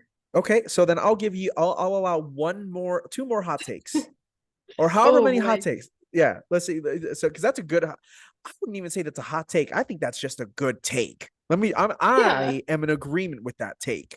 So for anybody who's listening out there, if you're using the cars for the clicks, don't do it. Like, this is a really big community, a fun community that we really love and cherish. Don't take advantage of it in that negative connotation because we will notice it. We will call you out on it. And not going to say anything about a reputation, that would be rude, but like you know how like YouTube channels just die, the growth will Hmm. stop unless unless there's very thirsty people out there, which is whatever. That all being said, what's the other take? Oh, I don't like Ferraris for the most part. I don't Oh like boy. modern Ferraris. Okay, Um, okay. I I got kind of um well, even if you look at let's take Jerry Seinfeld, big Porsche guy, somebody Yep. that I just would love to meet, he's fantastic he's like the person. godfather of Porsche He in a is. He's way. Yeah. spectacular. But if you ever watched comedians in cars getting coffee, every time he gets in a Ferrari, he's like, this thing is just built like garbage. And it's like falling apart or puttering along or breaking down. And that is Ferrari, even in F1. I mean, that's Ferrari. It's just, I also, it's not even just the fact of like, oh, build quality or anything like that, but Ferrari is a very look at me car. Like you imagine the purest spec that's going to be tan interior Rosso Corsa paint Right. always. And Yeah. it looks beautiful. It's great. Would I buy it? No. Would I buy any Ferrari? Probably not. Um, only What's because the just newest what's the of newest Ferrari you'd be willing to go for? Like how willing old to we're go. talking? Yeah. Oh, Because I have a certain cutoff time too, by the way. yeah, yeah. Because I this take is fascinating because I think that there's a lot more people out there than you think that have that same take, and I'm glad that you're speaking up loudly about this. And there's a couple of people who have been on this pod who similar feelings to what you're discussing, and I want you to carry on. But I'm just curious, what's the cutoff point for you on Ferrari? Because there is a particular cutoff point for me too. I want to say that I was kind of done after the like first release of the 458. Okay. Honestly, I think that was a really cool car for its time, and I have a lot of appreciation for them. But just after that, it's also the feeling and the kind of expression that followed them of it's just, I have a Ferrari, look at me. And it's not like, nobody's talking about, oh, hey man, like, is this, what do you do with this car? Do you track it? Do you really hear about people tracking their Ferraris? No. It's just kind of a status symbol, Yeah. and it's not a humble car. And I think that classic Ferraris are spectacular. I think that's a beautiful collector's item, a beautiful weekend car, and There's most definitely two modern enthusiasts huge won't know. differences. Yeah, there's two Yeah. huge differences between modern classic slash classic Ferraris and new current model Ferrari ownership.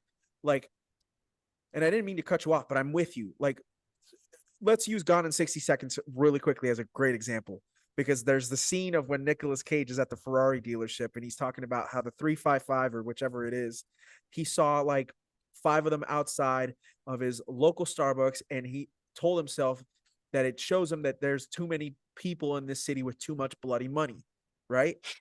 And Hmm. then he then goes on to say, but if I were to go ahead and roll around in the 275 whatever, what would happen? And the dealer's like, the heavens would open up, you would be a connoisseur, right? I completely butchered that scene, but it is very apparent and it's very clear that that is the two different sides of Ferrari ownerships today in 2023, and that was in the year 2000. Yeah. You know? It's kind of stayed that way. Like it's Yeah, just gone through the motions over time. And it's true. There are humble Ferraris out there. If you have a classic Ferrari or even a modern classic Ferrari, it's likely to be more of a humble car with the one hundred exception of a percent. 458. Yeah, But 430, yeah. 360. Yes. Oh, dude, shout out to anybody who's got a 612 Scaglietti. Like, that's pretty gangster. Um, Hmm. I would say, like, I think 599 gets away with it. I think if you go into, by the way, there's nothing wrong with an F12 or an A12, but there are very few people that are buying an 812 for the right reasons. Most of them are buying them for the status symbol. And it sucks because the 812 is gnarly. That is such That's a such a cool gnarly car. car. Yeah. And it's frustrating that people go ahead and don't use it as intended, because that car is like an amazing Grand Tour, and it is also so stupidly wild. Like, Mm-hmm. yeah, I mean, and F12 too. I remember, Sonny, I remember seeing the numbers for when the F12 Berlinetta first came out. Like, I'm not even talking like TDF. I'm talking like regular F12 Berlinetta. And I remember seeing in Wow. the magazines. This has been like 10 years ago, because it was, I think, it came out 2013, 2014, and it was running a quarter in like low 11s, which you'd tell yourself, oh, okay, that's not bad. But then it was also running a trap speed of like almost mid 130 miles an hour. And I was just like, oh, wow, that is Mm-hmm. obnoxious.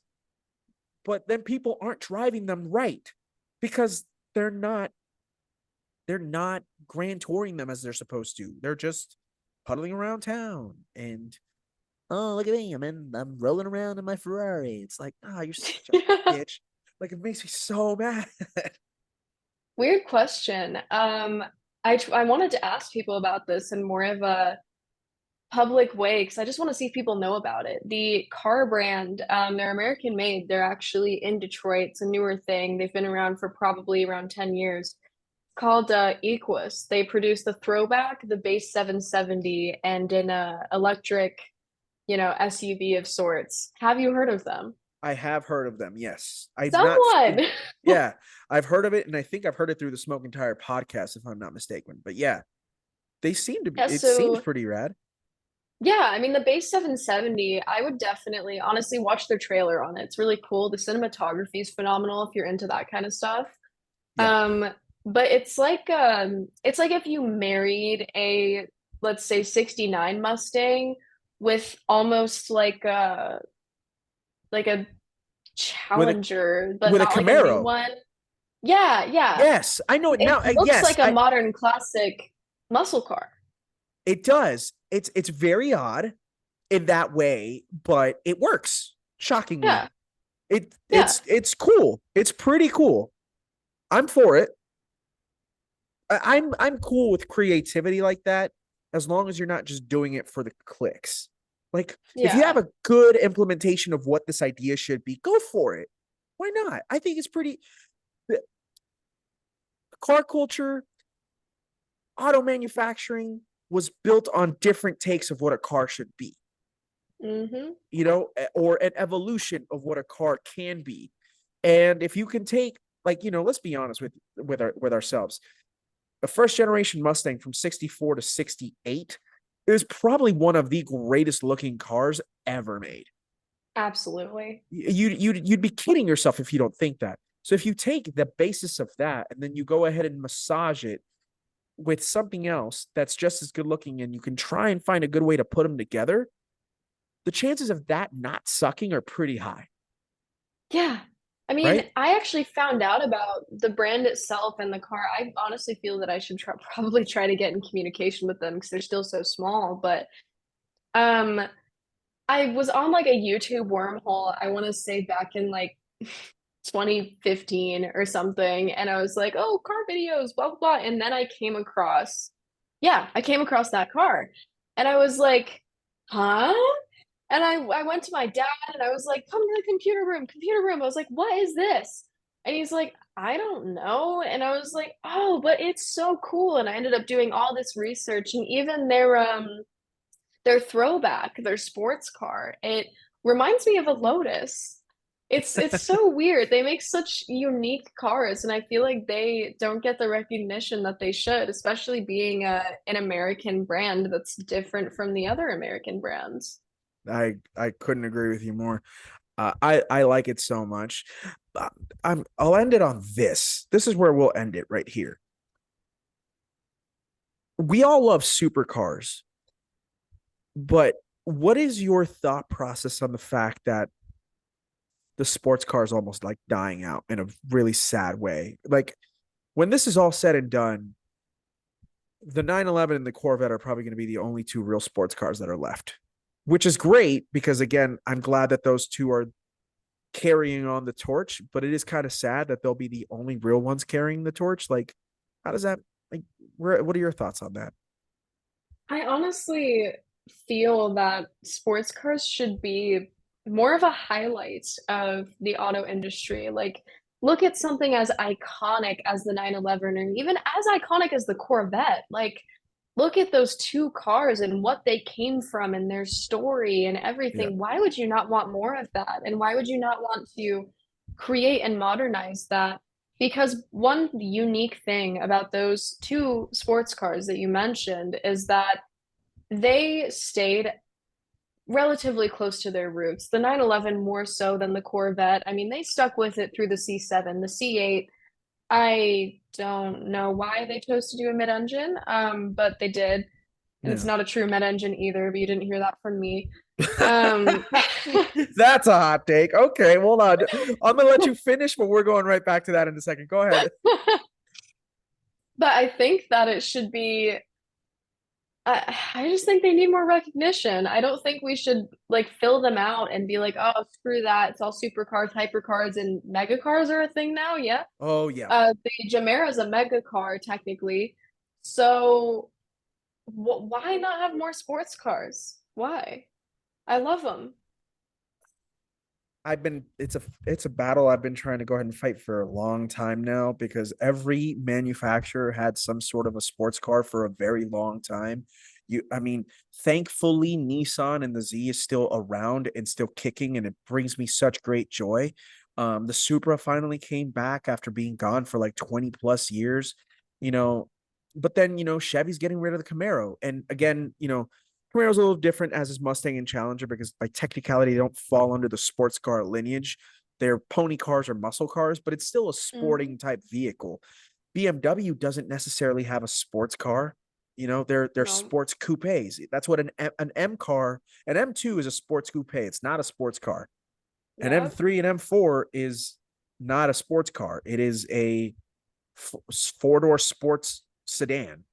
Everybody Mhm. knows what a sports car is. It's a two-door, two-seat, more than likely, rear-wheel drive biased, front-wheel drive, or mid-engine. Shout out to the Lotus Emira. But like that's going away too. Yeah. And I don't want it to. And it sucks that we have gone away from that because or we haven't, but the auto manufacturers have because nobody was buying them. And it's just like, God damn it. It really frustrates me. But you just said that to you, the C8 is not a true mid engine. No, I mean, look at the engineering of the car. Like, Uh-huh. anyone listening, even you, like, look it up. Look at the framework of the car. It's not, it's not actually like mid. It's more placed in the rear, actually. Sure, it's a rear Um, mid engine card. Yeah, I gotcha. yeah, and for Chevrolet, which is a company that has not really done that much before at all, choosing to go with a rear mid-engine, I drove one. I drove the Z06 model and I was extremely disappointed. It felt floaty and it felt a little squirrely. It was a bit out of control and it just Yeah. wasn't what I had felt. I loved Corvettes when I was a kid too. My dad would always point them out. That was the one thing he did like. And now he likes the C8s and he's going to listen to this and be like, "Oh, great, she's going on her C8 tangent again." I don't like them. And I keep telling him, he's like, "Oh, I drove one and it's so cool." And I was like, "I'm gonna put you in a GT3 touring and you'll never say that again." Because that's just, I don't know. The way that they're built isn't right. I can feel while driving the car because it's truly, with sports cars, it is about driver's experience and Mhm. not about sale value, basically. And that's why Right. they're so hard to get. But driving that car, it was just the weight balance was so wrong. The rear kept wanting to lose me, and you shouldn't have that. You shouldn't have that Sure. while you're trying to just drive down the road. I get that. I do understand where you're coming from. I think, well, to defend Corvette to an extent, to defend Chevrolet and their decision to go with the mid engine layout, like C7 got to a point where like they couldn't go any further than that. Like I Mm-hmm. mean, because C7, especially in ZR1 trim, like we talked 812 and F12 earlier, and I'm not trying. Well, it can be compared because it's the power rate. yeah, the power's like right around there, like high Yeah. 700s, mid 700s, but it got really fast to the point like this is like you can't drive a Corvette like this. And I commend them for saying if we want to get back into the root of the Corvette is still like America's sports car, we have to go ahead and do something that they've been wanting to do for 30 years. I think there's two different so- schools of thought when it comes to the C8. There's you, and I know for a fact that there are some people out there who have very similar thoughts to you. And there are even fewer than that that have actually drove in them like you have. So respect. And I think that there's the other ones that are willing to go ahead and give them a pass by saying this is Chevrolet's first attempt at making the Corvette mid-engine, Hmm. and they may have not gotten everything right, but it's a really good start. Does that make sense? Yeah, it's more of a, okay, you tried. Here's a gold star. A lot of people like it. It's not a complete bust. I just feel that they could have gone about it better. They could have also gone about it better design wise. And I noticed that Mm-hmm. sitting in it, it felt like sitting in a luxury car or even a sport coupe. It felt like sitting in a BMW. You're not feeling the road. Like in a sports car, I want to feel the road, not to the extent that I'm uncomfortable, but you kind of want to feel that connection to the car. And it's not really there in the C8s for me Yeah. because it just it felt weird. And even Numb. honestly, I would love it did feel numb. It felt like it Yeah. had no soul. And I Interesting. miss the Viper ACR. I miss that. And I would really like to see that make a comeback eventually. Oh my Um God. You're telling me. Stellantis, if you're listening, please, whatever, we'll do whatever. Just bring back the Viper for the love of God. Like, even if you only make like 10 of them, I don't care.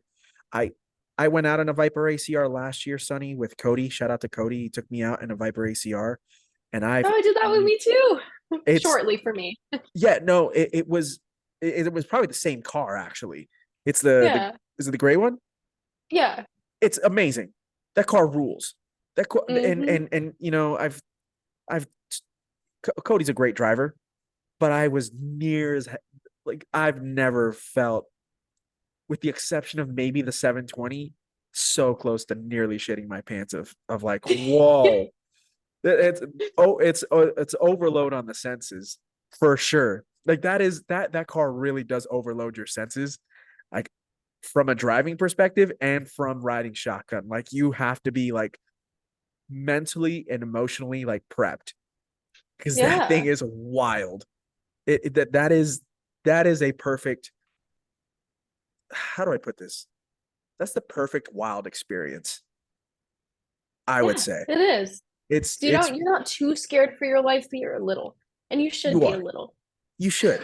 With that's what makes these cars like so great. Like if you're gonna go ahead and have a 720 in track mode and you're gonna be going for it, you should feel a little fear. At Hmm. 1000%. You should fear like that's what makes at the end of the day that car is like so interesting because like you should feel at least a little underqualified to drive it when you're all done. I Yep. know it sounds stupid because we want to be like the best drivers we can be, but like yeah, you want to master your car, but every once in a while, like it kind of goes back to like, oh, uh yeah, this is why I fell in love with this car in the first place. You know what I mean? Hmm. So, Sonny, this has been such a great chat, and I know that we've gone like I actually we've probably gone a little bit longer than what I expected to, but uh, it's been really great conversation, and I think that you've brought so many um great thoughts, you know, different ways of viewing things to the table, and I just can't really thank you enough for doing that tonight. And I know that you haven't been feeling 100%, and you've been such a gosh darn trooper, so like major respect. I mean, thank you for bringing me on. I haven't done a podcast in a few years, and the last one was super awkward. So it was my redemption arc today. Okay. And it's fun to just talk and be me. And, the last one I had like a list of questions that I had to answer, and I was like reading off of the paper. It was terrifying. Um, so it feels good to actually just be me and share that. And it was really nice to meet you virtually, and I really like how you go about this, and I'm really excited to see how it grows over time.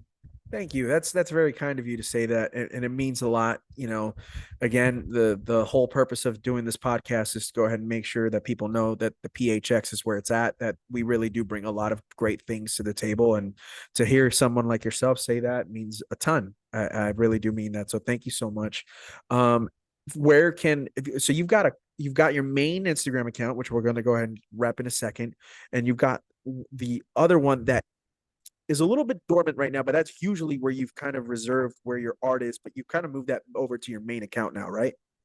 Yeah, I might end up shutting the art account down. I had it for people who didn't want to see me with the art, and then I had this epiphany of, oh, well, it's mine. I did it. I want to be attached to it, even if some people don't like that, because Sure. not everyone has to like me. So you can find me on my main account, of course. Um, do I post Which it, anywhere else right now? not that Uh, I'm aware of. I think just that one, right? So Sunny Dot Drives with a yeah. Z. It's very particular. Yes. Got to make sure to put in the Z in there. Was there a reason Sunny why you with an did the I, Z? drives with a Z. Yeah. Um, with an S was not available. Oh, okay. That's fair. I thought it Yeah. was going to be like, oh, you know what? I wanted to be cool, and there's a 300ZX or 350, and I wanted to go ahead and add that so people know that I'm all about cars. I would have. We can go ahead and fake tell people that, right? That right, Sonny? Yeah, yeah. We'll make a better story. I'm just kidding. No, no, it's been such a treat. I appreciate it. And please, people, go ahead and actually go give Sunny a follow. She's ridiculously talented, and I'm not just saying that. Like she wouldn't be on this podcast if she wasn't that talented. So major respect to you. I can't wait to go ahead and see your stuff grow. I think that you are doing something awesome, something really not a lot of people are doing. You and big shout out to Ray. You guys are kind of peas in a pod. I can tell in a cool way. Yeah. And even your art is very different. You guys are doing similar things, but you have still different styles to one another. That which is always very cool to see. Even the coolest thing is actually with being close friends and artists within the same niche. With our different styles, we have some clients that buy from both of us, and that's like really, really cool. Like you wouldn't usually get that as being two separate people in the same business, you know? No, I love that. That's perfect. So, that being said, go ahead and if you're interested in any type of artwork, go ahead and shoot Sunny a DM. Slide into the DMs, be nice, be like, hey, you're dope. I want a portrait. Take my money. And she will. And then she'll go ahead and kill it. I can't wait to go ahead and see for the GT4 RS one to be done. That should be a lot of fun. That Yeah, should it be should very be cool. done in like maybe a week, if that, and then I'm on to the next one, which the next Okay. one's Guards Red. That'll be really fun. Oh, that's gonna really pop. That's gonna really Hmm. pop. That's gonna be insane. Popping off on the canvas. Well, I mean, if you take it as to how the 400p one, is that, yeah, the Ferrari one. 499p. It's such a 499p. weird. Yeah, I apologize. Um, but because that's not necessarily the same type of red. That's not even Rosso Corsa. That what was like more Rosso, not Fiorano, more like Rosso Loco, maybe, like because it's a darker red than the Rosso Corsa that you use for that Yeah. Ferrari, right? Honestly, I Googled it and it said it was Rosso Corsa, or however I can't speak Oh, Italian. it is Rosso Corsa. Okay, But cool. yeah, the lighting of the reference photo was actually very similar to the lighting of what I went with. So it's very, very dark. Okay, cool. And then it's got the yellow Yeah, or gold bits that are on it too, which kind of like makes the red look a little bit different too. yeah. Yeah. It's all based on reflections and lighting, which I really have to pay attention to. Uh it's almost like a scientific process when you actually look at how creating a painting goes. I like that. That's a good way to look at it, considering that art is always based off emotion. Yet to go ahead and put such a scientific flair to it is fascinating, but it's the truth. It coincides really, really well. But that all being said, yeah, if you're interested in any to get any, and you're willing to do almost any car, right? Doesn't Yeah. matter. Okay. So if somebody came to you with a Specialize in minivan, Porsches, but otherwise, I don't know about the minivan. I don't know about the minivan, I'll be honest. hey, listen, the minivan enthusiast community out there is getting big, and I'm leading the charge, sister. I am leading the charge. Sorry, Uh, guys. I have to stare at it for a really long time, so I don't know about that. all But I good. always, hear people out. No, for sure. I'm totally teasing. But it is all good. That all being said, yeah, go check out Sunny.drives, SUNNI.DRIVEZ. And shout out to your boyfriend for working hard with you, and you guys, that's couple goals to be rolling around in a 991.1 GT3 and then looking at a GT3 RS as the come up. That's pretty gnarly. So maybe when the 3RS becomes a reality, maybe we need to get you back on this podcast, Sonny. What do you think? That would be awesome. All right, we'll go ahead and figure it out then. But that all being said, what an absolute treat, Sonny. I appreciate you. Everybody else, thanks for listening. You can go ahead and find Tormenting Tarmac at Tormenting Tarmac on Instagram. And then you can go ahead and take a listen to us on Spotify or Apple Podcasts or Google, whichever way you want to. And we'll be back next week, I think, with KRC and a really, really special guest returning to the podcast for the first time in a few months. And I can't wait to go ahead and show you guys who that is, because you guys may or may not have enjoyed him the last time that person was here. So, yeah. Well, you'll see who it is when we get there. So that all being said, on behalf of Sunni Combs, my name is Jorge Aquino. You've been listening to Tormenting Tarmac, and it's the podcast where the enthusiast never dies. Have a great night, everybody.